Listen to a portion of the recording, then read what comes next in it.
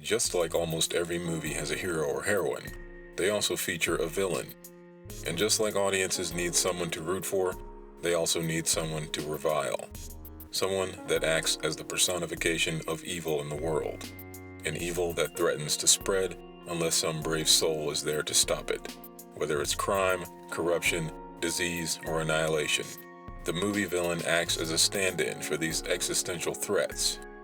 The villain serves as the major stumbling block the hero must overcome in order to attain their goal. This is the human condition reduced to its purest form, and it's why movies are so pleasurable to watch. The hero overcoming the villain is a cathartic exercise the audience is able to undertake without having to go the same lengths as the hero in the story. They can experience this emotional catharsis in the safety and comfort of the movie theater or in their own home. Thus, movie villains fulfill an important purpose in our lives. As a necessary simplification, villains have traditionally been unambiguously evil, nothing complicated or confusing about their motives. Usually they have a great desire to attain and keep power, or enact revenge, or both. In my opinion, this allows audiences to engage more thoroughly in the story. In other words, the less relatable you make the villain, the easier they are to use as a stand-in for whatever evil the audience wants to associate them with. Evil as a concept isn't complicated. It is just badness incarnate.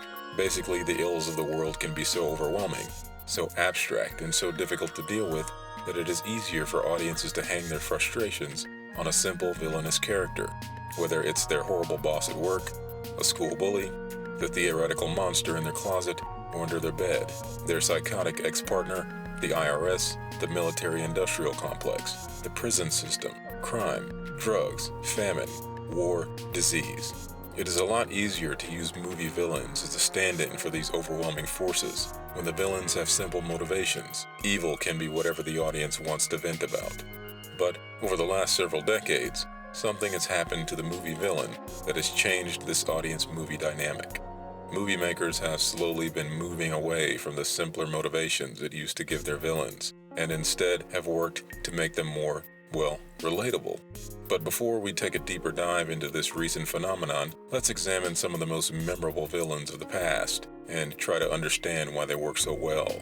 You can't talk about movie villains without talking about Darth Vader, the villain audiences love to hate. But ironically, one of cinema's greatest foes became the poster boy for this push toward a more relatable villain. By now, we all know the tragic story of Anakin Skywalker's descent into evil. Ever since Obi-Wan Kenobi's cryptic talk about his fallen former student in Return of the Jedi, audiences have salivated over finding out just what happened to make arguably the greatest movie villain of all time become such a destructive force.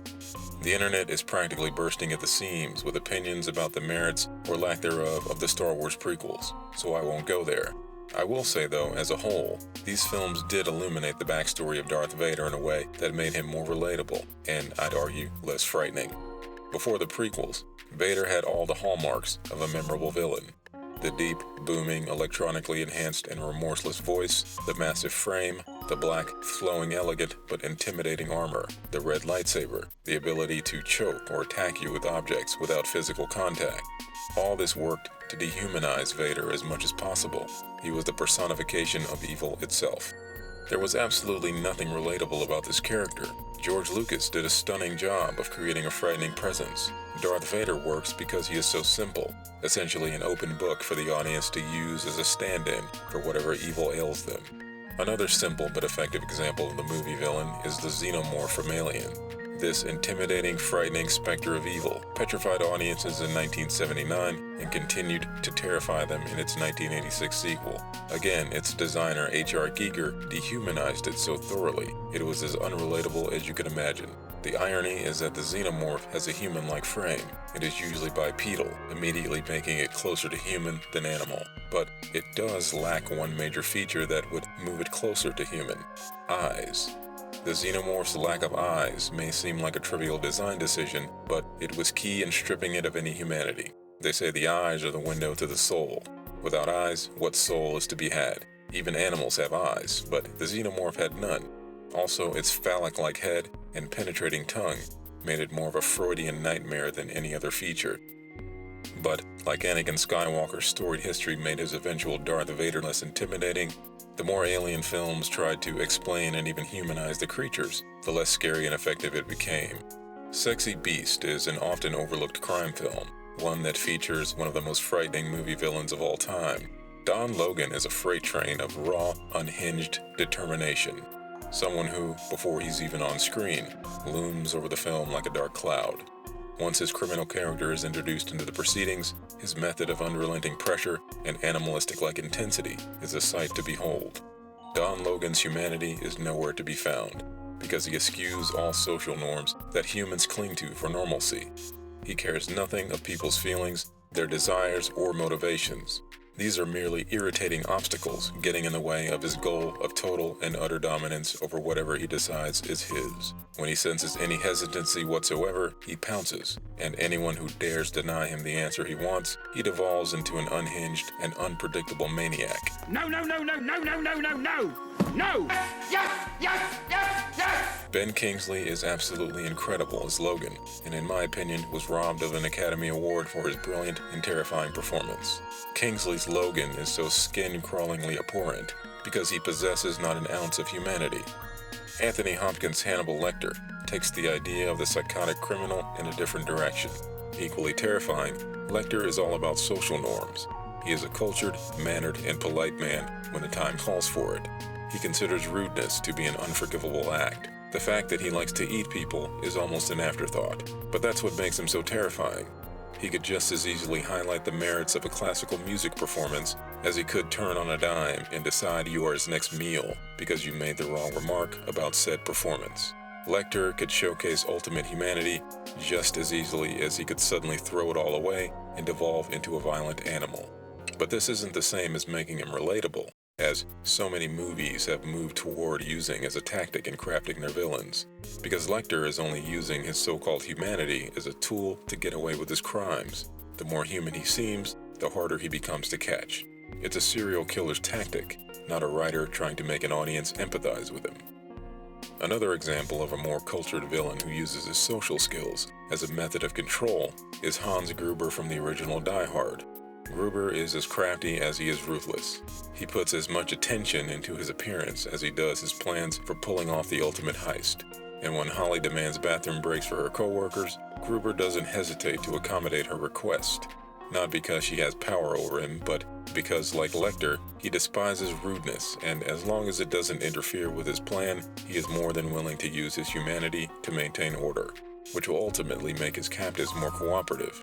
But he can also use this crafty chameleon-like integration to trick his way into getting what he wants, like when he immediately becomes a different character when threatened by McClane, using a fake accent and the guise of employment by the Nakatomi Corporation to fool McClane long enough to gain the upper hand.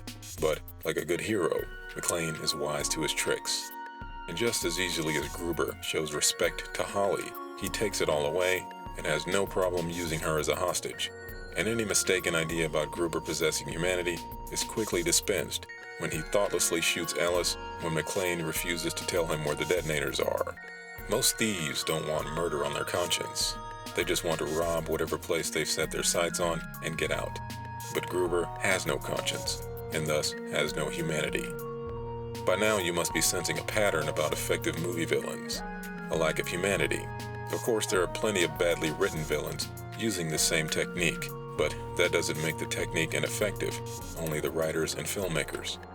The point is, relatable villains seem to work more against a movie than for it.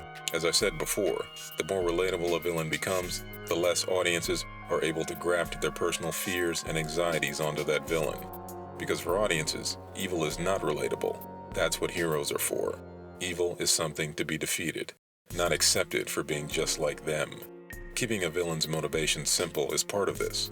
Darth Vader initially just wants to rule the galaxy. The xenomorph merely wants to feed and survive.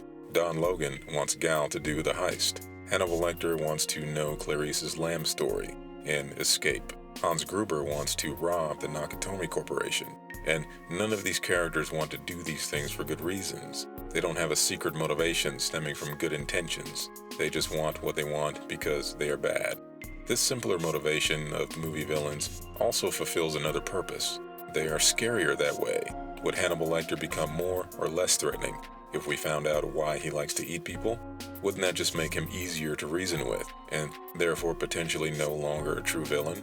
Remember, movies need villains, otherwise the tension we feel as a result of the hero clashing with evil dissipates. It no longer becomes a question of whether the hero will conquer the villain and attain his or her goal and ride off into the sunset victorious, but whether or not the villain can be turned into a good guy. This takes all the energy and focus away from the hero, who is usually the driving force of the story. Of course, there are exceptions to every rule, and some great films have been made that buck this trend, but it's still the dominant form of cinematic storytelling as we know it. While this more traditional form of villain is still utilized today, they have been slowly falling out of fashion in Hollywood. Instead of simple motivations, as we've seen in the past, these new kind of villains seem to possess backstories that suggest their misdeeds stem from a relatable and more human experience. Or, at the very least, their motivations are more rational and geared toward generating audience sympathy rather than fear. I believe that the Star Wars prequels and their portrayal of Anakin Skywalker's downfall was a kind of precursor to this modern trend. Ironically created by a man that famously despises Hollywood, the industry seemed to take his storytelling method as a bit of a template. Let's take an obvious example from a very popular series of movies that perfectly encapsulates this recent trend and came on the heels of the Star Wars prequels. Gollum from the Lord of the Rings films is a character that very clearly straddles the line between good and evil. The film heavily suggests that Gollum was once a good individual and was merely corrupted by the forces emanating from the One Ring. It suggests that evil is not the cut and dried scapegoat we'd like to believe it is, not the abstract force that only a few bad apples are unlucky enough to become ensnared by. Possession is heavily hinted at here, and possessed individuals have no control over their urges.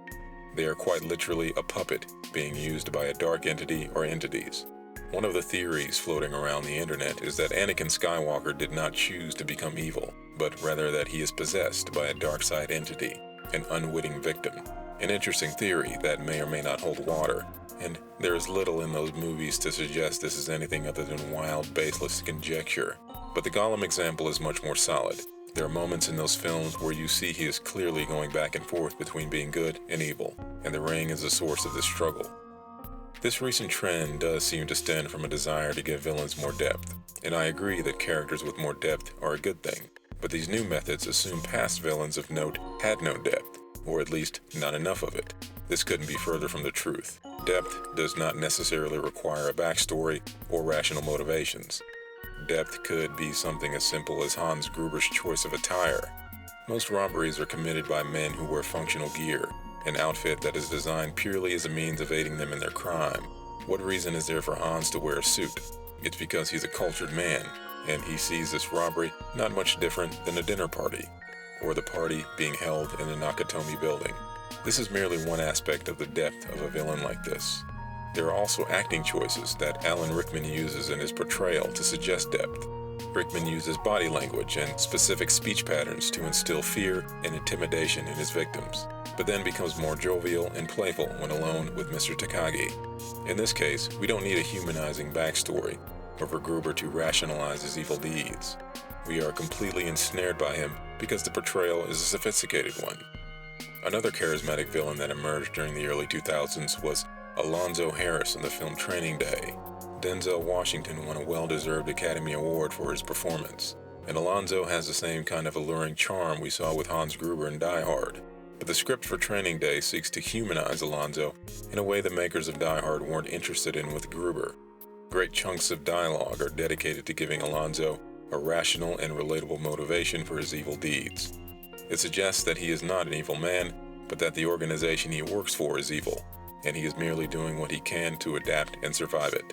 Much like the One Ring from the Lord of the Rings, the LAPD seems to be a monolithic entity that corrupts nearly everything it touches, and Alonzo Harris is painted as one of its victims.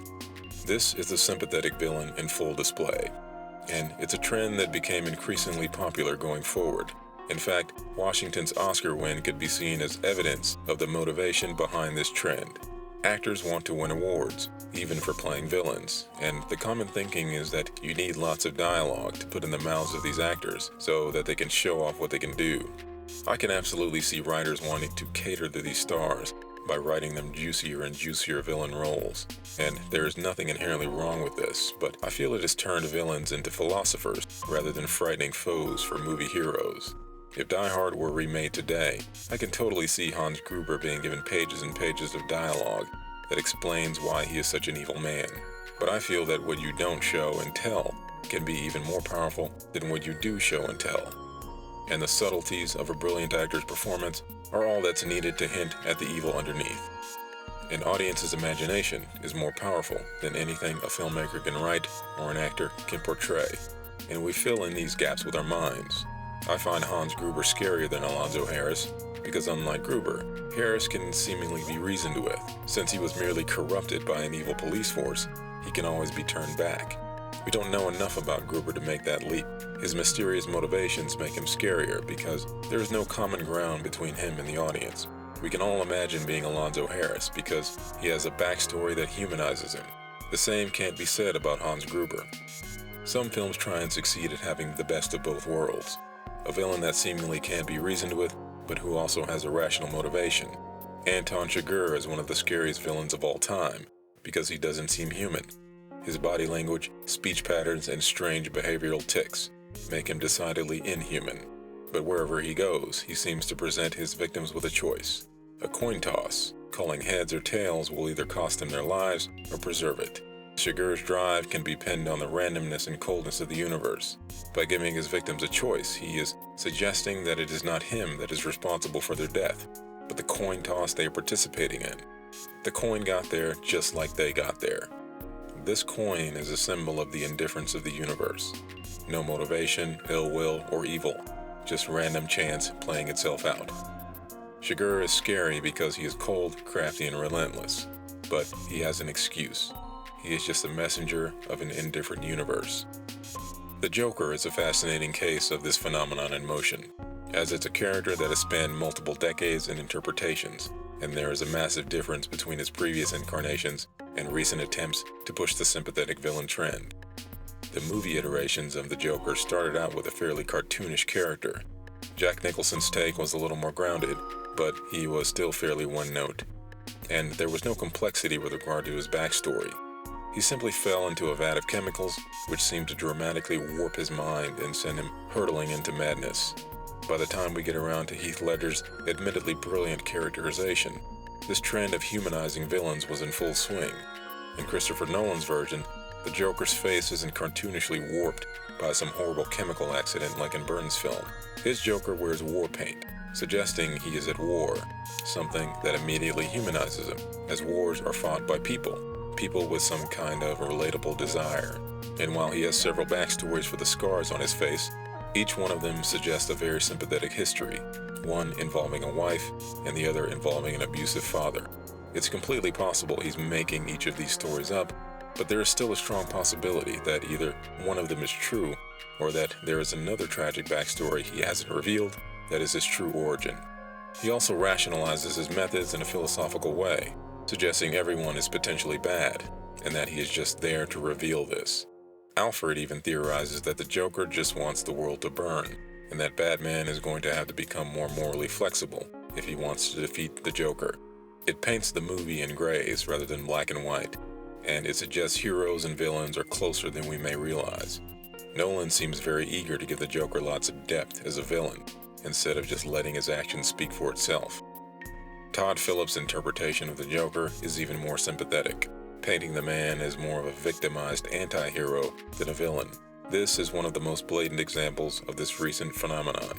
In Joker's world, it is the corrupt system of our institutions that is evil, and Joker is merely a galvanized force, there to tear down that corrupt system and bring about something better. Speaking of comic book characters, the Marvel films are probably the biggest proponent of this new style of villain creation. While some of the villains could be classified as having more traditional motivations, many of them are decidedly created specifically to incite sympathy from the audience, or at the very least, understanding. Aldrich Killian, Ultron, Quentin Beck, Helmut Zemo, Adrian Toomes, Eric Killmonger, Loki, Electro, Doc Ock, Sandman, Green Goblin, and the most glaring example of all, Thanos. These villains are either given tragic backstories or, like Thanos, have such exhaustive and lengthy chunks of dialogue dedicated to explaining their motivations that any sense of threat becomes virtually non-existent. Knowledge reduces fear, it doesn't increase it. Spider-Man No Way Home goes out of its way to become a virtual therapy session for its villains, making them about as scary and menacing as a pack of puppies. We are worlds away from Darth Vader, the Xenomorph, Don Logan, Hannibal Lecter, and Hans Gruber. And Thanos, while presented as a considerable physical threat, is far too transparent about himself to be scary, as all sense of mystery is gone, and mystery is one of the key elements needed to make an effective villain. So, what is it that Hollywood sees in this newer style of villain creation? What is so unsatisfying about the old methods? As I said previously, I suspect part of it is actors, writers, and producers chasing awards, believing that more motivation and more backstory means a juicier role, and thus more attention placed on their film. I also suspect that a lot of these creators are a bit embarrassed to be making the kinds of films they're making, so must graft them with what they believe are more sophisticated themes and character portrayals. But sophistication can come from the performance. The way an actor moves, speaks, and interacts with other characters can suggest tons of depth without directly spelling it out. This is something I find increasingly underutilized in modern cinema, with writers and filmmakers relying more on dialogue to craft a performance, rather than the character's behavior. I also think that modern creators view the older, simpler styles as inferior. They would rather paint with more gradations than the primary colors of past films. There is nothing inherently wrong with this, but I find the trend disconcerting because I really do believe in the power of these simpler methods.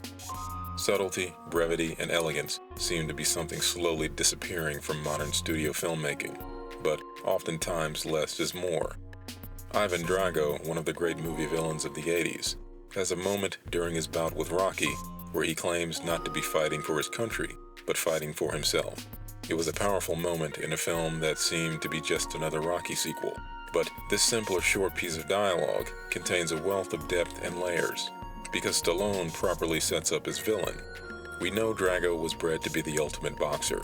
Very little dialogue is dedicated to setting this up. It is mostly shown during his bout with Apollo Creed and during the montage training sequences. And Drago himself also says virtually nothing during the course of the film. He has about 9 lines of dialogue in total, which is practically unheard of for a villain. Yet, it's his silence that makes his line later in the film about fighting for himself all the more powerful. Since he says so little, when he does speak, it has more impact. At this point in the film, Drago has had all the patriotism, training, and programming beaten out of him, and is now just trying to survive the bout. If Rocky IV were to be remade today, Drago would probably be a lot more talky, with some kind of scene in his dressing room where he breaks down and has a long monologue about the lack of control he feels in his life. Nothing wrong with monologues, mind you, but I find these more effective in television and for smaller supporting characters in movies who don't have a lot of screen time. My point is, Drago was scary because he barely spoke. His imposing physique spoke for him. The Xenomorph was scary because we knew so little about it, and its vicious and strategic methods of killing suggested a force to be reckoned with. Hannibal Lecter was so scary because we knew so little of what was going on in his head. He only gave away enough to suggest that it was best to avoid him at all costs. Again, less equals more. There is a sense of apathy, I feel, that has crept into movie audiences over the last several decades. I believe the internet and its myriad distractions and streaming services with their endless choices of content has a lot to do with it. Movies have become more disposable, and I think Hollywood's approach to its villains has something to do with this. Villains are supposed to incite fear in audiences. When your average villain is as relatable as the neighbor down the street, how frightened can you really make an audience anymore? It's no coincidence that the most iconic and memorable movies have villains that are less relatable. There is an obvious lesson here that I hope the industry goes back to understanding. And I do believe things are cyclical, and that eventually Hollywood will rediscover and fall back in love with these simpler, more elegant creative solutions when it comes to its villains. Here's hoping. If you enjoyed this video, consider hitting the like and subscribe button, as I'll be posting more content in the future. Thanks for watching.